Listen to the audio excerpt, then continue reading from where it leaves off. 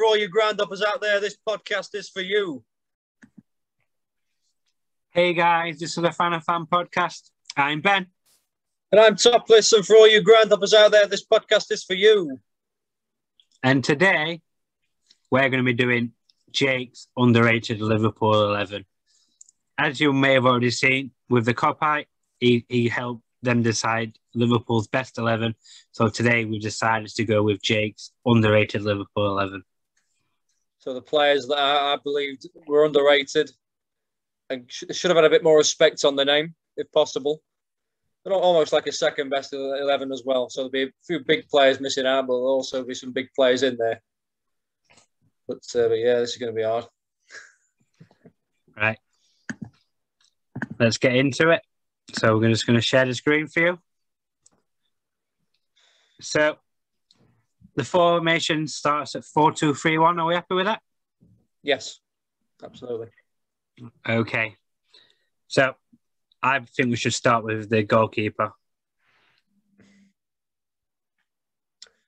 So Alisson's in the best. Pepe Reina will be my sub-keeper for that one. So after that, man, this is hard. This might shock a few fans. I'm going to go with Chris Kirkland. I'm only saying that because I really wasn't a fan of Dudek. Ooh. I know Dudek won the Champions League with us, but for me, that was his only good night. You know, I'm wearing club colours of the team he played well against that night. Kirkland, I was a big fan of. I know he was a sub-keeper for a long time, but for me, Dudek had too many mistakes in him. So for that reason, I think, Kirkland's respectable keeper. Always did a job when he came in goal for us. So, yeah, I'm going with that one. A really good shout there. Okay, yeah. So we've got Chris Kirkland. Mm-hmm. We're going to go with the first centre-back. Who are we going for? Well, it's got to be Daniel Agatha. Simple as that. I know we put him on the bench of the best 11, but still, he's the only player that I'm putting in from that team because, well, no, we didn't put him in, did we? But it's still, I think he was incredible, but he was a leader and he could bomb forward really well. And when I watched him years ago on my 18th birthday, I think he stood out. Even my dad said that. It's a great player. Another good shout there. And who's going to be Aga's centre-back partner? This might be a surprising move. He didn't play centre-half for us. He was more of a CDM. But he has played centre-half in his years at Barcelona, and that's Maturana. One of the best ball winners we've had in midfield, and he was part of that midfield trio. But I'm struggling for the defenders, really. Well, I'm putting there because in midfield, there's a lot of players I could put in that have made it hard. So I'm going to put him in defence. And what a player he was for us. Another sad loss when he left. He was fantastic. For me, he's been one of those. He's sort of won everything for club. Not so good. Not so much on the international stage. Probably could have done much better with the team he's played, especially when he's playing with Messi on the international stage. But Argentina's always been a letdown when it comes to the international stage. Yeah, absolutely. And who's going to be a left back? Who's going to be a number 2? Well, we've had Andy Robertson and John Reese is one of my favourite ever. But this guy didn't get enough respect, I don't think. It was the famous Brazilian Fabio Aurelio. And why are you putting him in the left back? Pardon? What makes him go into the left back position? He always did a job. He scored some important goals for us. Most favourable the free kick against Man United in the famous 4-1 victory. He was a rock at that position for a number of years. I thought he was fantastic. And he was our first ever Brazilian as well. So, hats off to the guy. And right back, finishing off your defence. I'm sorry, Steve Finnan, but I'm going to go with Alvaro Arbeloa instead. I thought Arbeloa had a bit more about him. Again, another hard worker, but I thought Arbeloa was fantastic. And again, he was another disappointing loss. I mean, he left the same summer as Xabi Alonso to Real Madrid, and when Real Madrid come calling for players, you can't say no. But I thought he was a great right back for us. He definitely is, and like you said, there's a lot of players what do want to be playing not only for Liverpool but Real Madrid. So it's one of those tough ones. You are going to lose them at some point, I guess. Yep. So we're going to go for the first CDM. Who's going to be the one what stops him from getting into the defence? Well, I'm going to pick the one that does it now, Fabinho. He's incredible. He's done a great job for us at centre-half as well, but I think these recent weeks has shown how much we've missed him in midfield. He's been fantastic, and he's got a shot on him as well.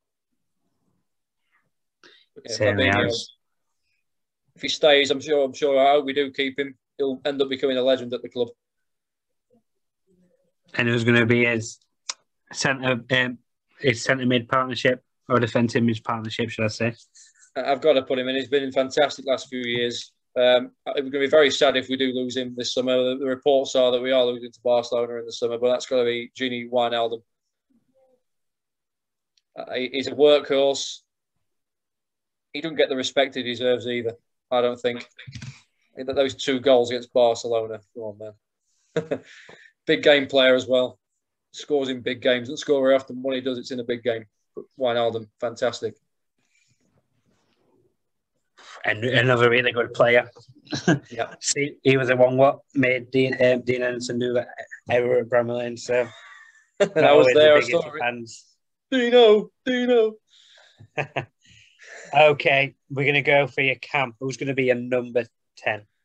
This is going to make a lot of Liverpool fans smile if they see this. Luis Garcia. Luis Garcia. And why Garcia?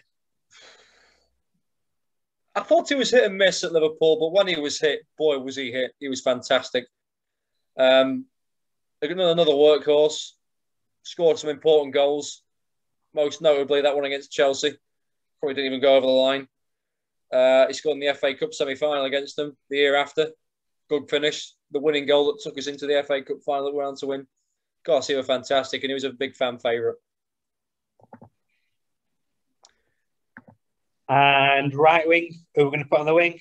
This is the guy, the first reserve for my favourite team. It was really hard saying no to him, but he never let me down. Dirk Kuyt.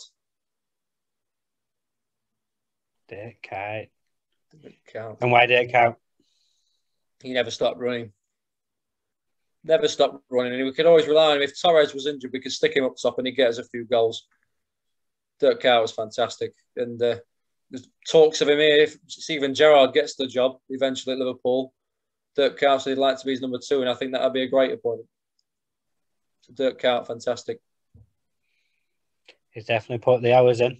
So left wing then. Who are we going to go for the left wing? One of the most underrated players I've seen wear a Liverpool shirt. Yossi Benayoun. Oh, Yossi Benayoun. Fantastic playmaker. I don't know how these big clubs didn't sniff around him at the time, but I thought he was incredible. I think he played his best football for us. He went to Chelsea after, didn't really do well. Went to Arsenal, didn't really do much. Did okay at West Ham before he joined us, but Benayoun was fantastic. Absolutely incredible. And striker, who's going to be? Oh, this is the hardest choice. A lot of players, but there's 3 people I had in mind for this. 2 of them are going to be on the bench. But the one I've gone with, one of the famous partnerships, he had a lot of injuries, but when he played, he was incredible. Daniel Sturridge. Scored some very important goals for us. But yeah, if he weren't injured, imagine how many more he'd have scored. Yep. The Suarez-Sturridge partnership Oh, man. that season. SAS. Some great goals between them and quite a lot between them as well. So, before I ask you a few players what I think maybe should have got into that, who is going to be your free subs? Well, the first one, I've gone with 2 strikers and a winger here as well, by the way, because I thought they deserve a good mention. First one, striker, the man mountain, Peter Crouch. Peter Crouch. Yep, I loved him. I thought he was fantastic. Yep, I thought he was fantastic. I mean, he went at that spell where when we first signed him, he couldn't score. And then he scored, and then he didn't stop scoring. I thought he was fantastic, Peter Crouch. Lovely guy. And he left because he weren't playing, which is fair enough. Can't argue with that. One player sitting on the bench, but I loved the man. Fantastic. And those overhead kicks as well. Galatasaray and Bolton, oh my word. Some cracking goals. It's a shame he didn't do the robot, though, a lot more. I mean, he's one of them as well. He's so good in the air, but then that's because of his height. And if you've got those players what can ping a ball into the box, he's going to get in the end of one of them. Oh, yeah. Absolutely. And who's going to be a second on the bench? Another striker, another player I absolutely love. This might surprise a few people. I'm going to go with Jibril Cece. Now, I must say, that was one of the players I was going to ask you about, so I'm sort of glad he's come up. Oh, I loved him, me. Lightning pace. I mean, a shame about the leg breaks they had. I don't think we should have sold him, but I think Rafa had other players in mind. We had Crouch at the time. We had Bellamy coming in. Dirk Kuyt was still there. Someone had to go. Robbie Fowler, I think, was still there at the time as well. I loved him. Absolutely adored the guy. And I wish he had stayed because he could run. Boy, could he run. He did. He was great. Yeah. And he did some great finishes in the Premier League. And he was sort of around the time when Torres were playing. So, yes. I think he played for us, then he went back to France, then he came back to Sunderland, and then the QPR. And kept QPR up 1 year as well. Yeah. Not on his own, but he scored important goals, yeah. And your third and final sub.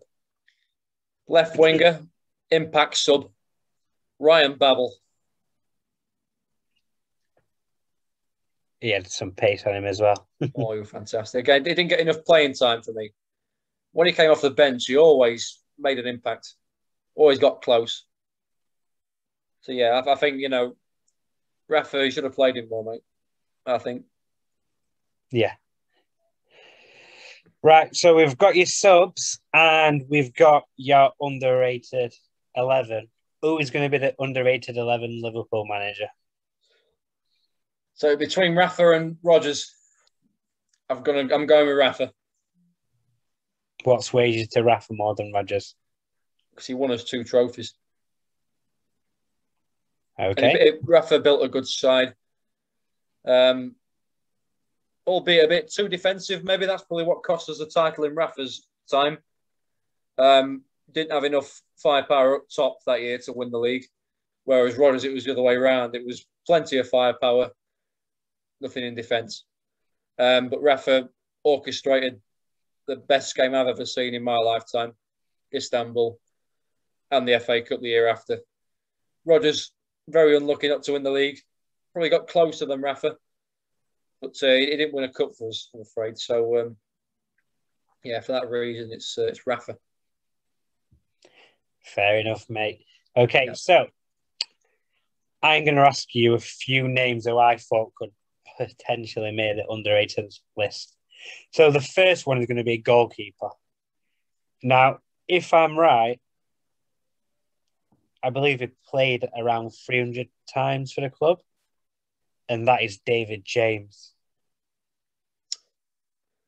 it was before my time, David James.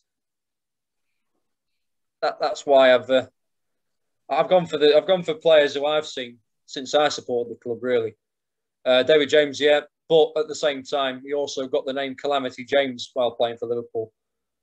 So I was told. I mean, great goalkeeper, absolutely fantastic guy, one of the Premier League greats for sure. But I mean, if I was older and I'd supported Liverpool earlier, I probably would have gone with David James without a shadow of a doubt. Maybe one of the best, but did have a mistake in him, like Pepe Reina, like Alisson recently. So not for that reason, but yeah, because it was before my time, I'd say yeah, towards the keepers that I have seen. That's fair enough, mate. Yeah. Now the next I do one. love David James as a keeper, though. Absolutely fantastic. Definitely for England. Certainly had a great career. Certainly had a great Yes. Premier League career as well. Absolutely. Very respectable man. Now the next one, this may be just before your time, or it might be when you're sort of at a young age, is Danny Murphy. But the thing with Danny Murphy is he had a knack of scoring against Manchester United, who are Liverpool's main rivals. I love Danny Murphy. He's fantastic. He was one of the players I was thinking about for midfield and for the bench. It's a tough one, Danny. Again, a big game player. Scored against Man United at Old Trafford twice and won it twice. Well, 3 times, should I say, actually. 2001, free kick. 2002, on 1-0, he scored. 2004, he scored on 1-0. Danny Murphy, and he scored against Everton an awful lot. Danny Murphy's if you give me a fourth sub, it'd be Danny Murphy. That's how close he was. But I just think, this midfield, they've won the league with us. They won the big cups. And Luis Garcia, I think he had more about him than Danny Murphy, with all due respect to the guy. But Danny Murphy, though, still, what a player he was for us. And I think if he'd have stayed a bit longer, I know Rafa got rid of him when he came in, then definitely, maybe. But another player that I was upset that we sold, really. But Danny Murphy, fantastic player. Give me the fourth sub, Ben. Now, I've got 2 more players I'm going to question you on. The first one is going to be James Milner. For God's sake, why did you have him?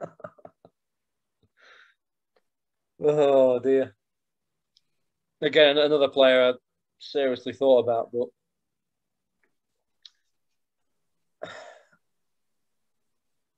he's been a great signing, probably the best free transfer ever in the history of free transfers. If there is any other ones out there, I'd like to know about it.